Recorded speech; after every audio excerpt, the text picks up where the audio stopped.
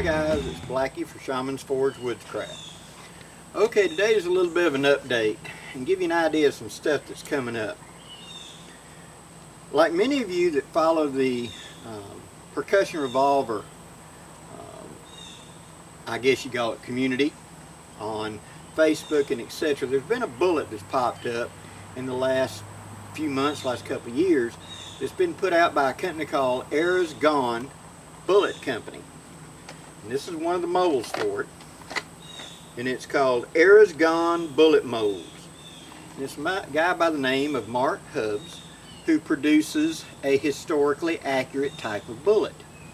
Now, a little backstory.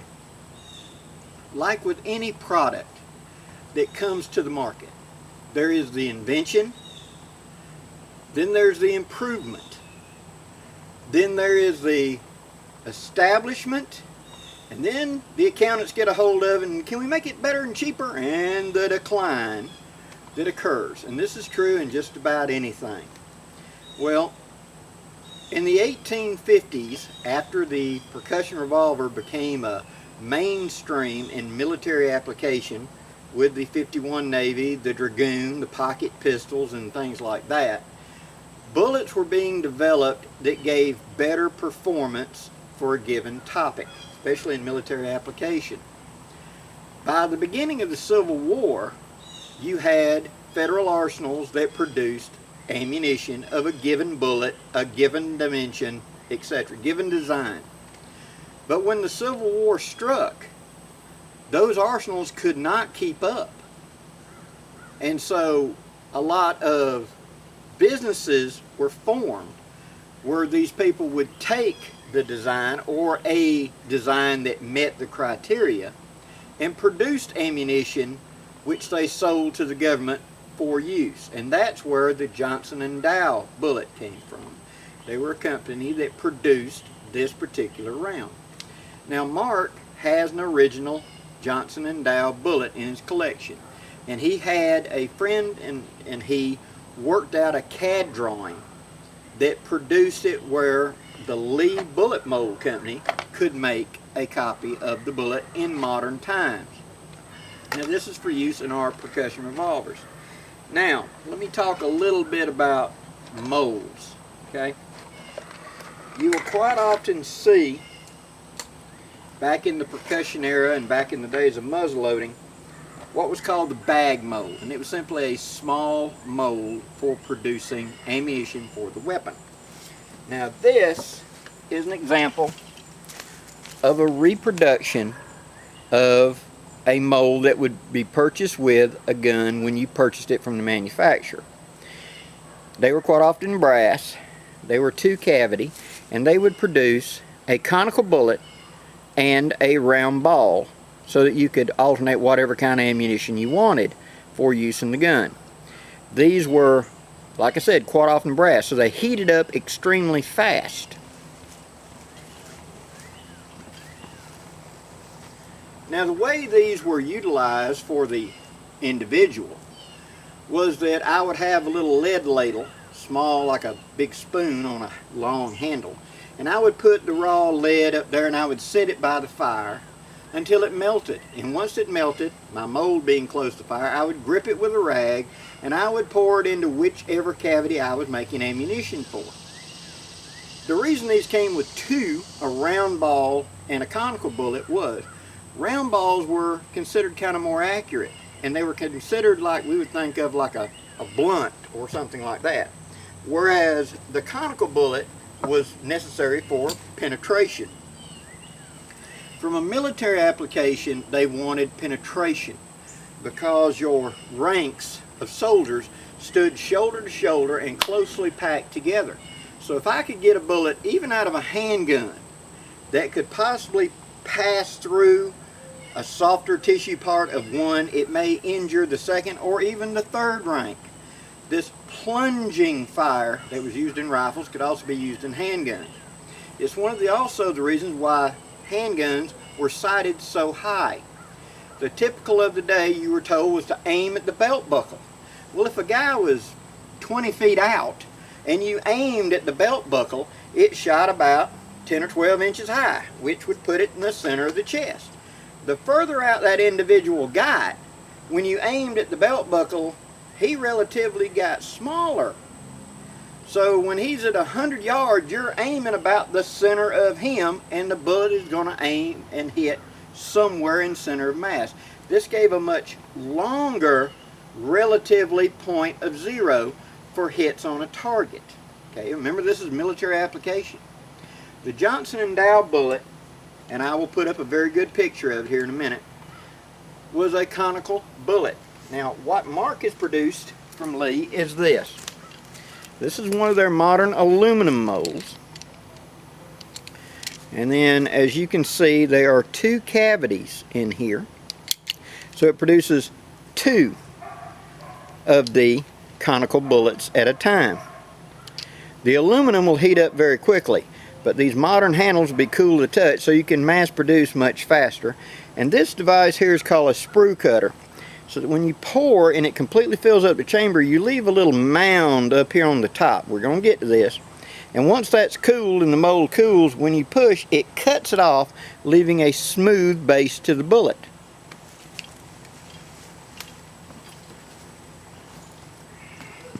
So, I have been talking to Mark now for a pretty good while, and I want to test this mold for you in my short barrel Remington. So I've got it now, and now I'm going to set up and do some lead casting. I'm going to do it 2 ways. What is coming forth? One, I'm going to do it with a modern mold and the modern setup like this, and I'm going to cast bullets for use in the thing with the Johnson & Dow bullet. I am also going to cast traditionally by fire with the original, just so you can see. Now this is not original mold, this is a reproduction.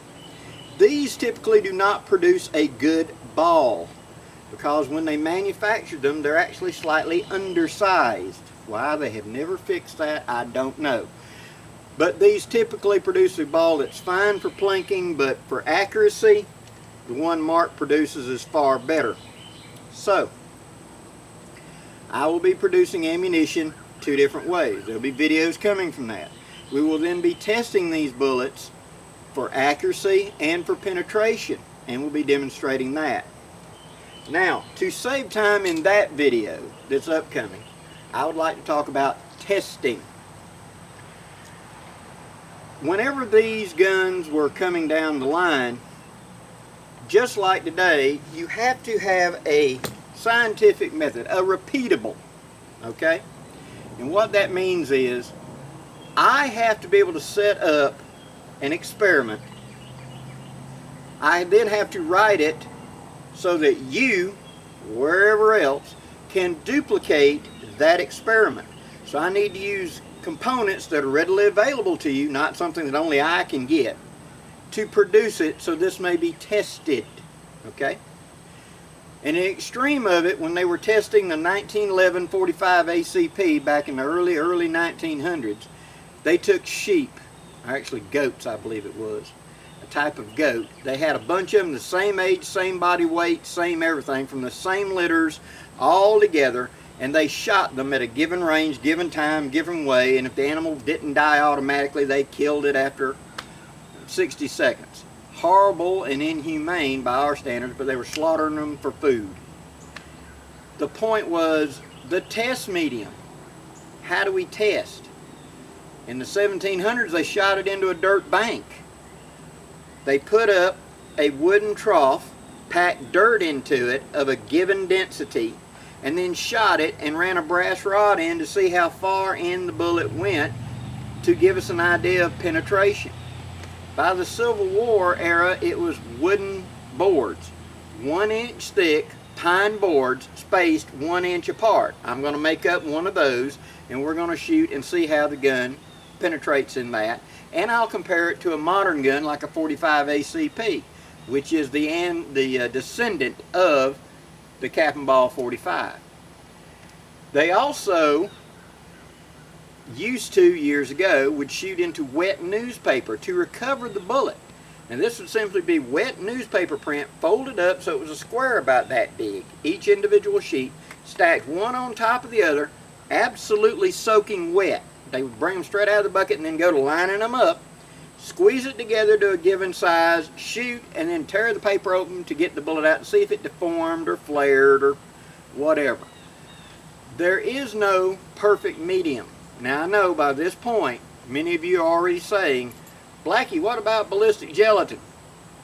Ballistic gelatin is the today accepted medium of what is a penetration test.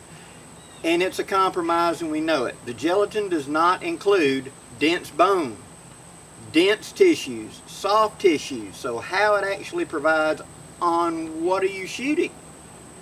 If it's shooting on people, they have those anatomically correct torsos that are plastic ribs and plastic internal organs meant to duplicate what the internal makeup of a human body is. And that is very eye-opening for many modern bullets.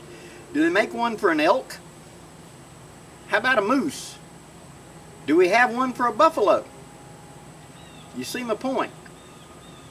Whenever you are saying this is the test medium, it has to be something that we can all reproduce, and at the same time we all agree that it's a compromise. It's just a method of measurement that's the same across the board. In the time of the percussion revolvers, it was the 1-inch boards of pine for handguns and of oak, straight grain oak, for the rifles. When they were testing the 45-70 in military trials, they had 1-inch thick oak board and they would back the target away, and the question was how far away did it have to be before the round would not penetrate a 1-inch thick oak board, and they got out several thousand yards. It's, by today's standards, when we read what they're saying, we don't believe it, that such a gun could perform that way at such range. So, the Johnson & Dow is a historic bullet. We're going to test it by historic means, and we're going to test it by a little more modern means to see how this bullet performs. We're going to shoot some water jugs with it. It's going to give you an idea of what the performance of this round is going to be. And that's going to take me several videos to answer that question. So, I started with this one. I want you to know what's coming and how we're going to test it. So it's a level playing field for everything. Please leave any questions or comments below. If there's something you want to see done with this, let me know. We'll see if we can incorporate. If you have any questions about the round in whatever way, let me know. We're going to be making it as a paper cartridge and as a separate ball, just simply loaded in, and we'll see if that makes a difference. I'm looking forward to this, guys. I hope you are too.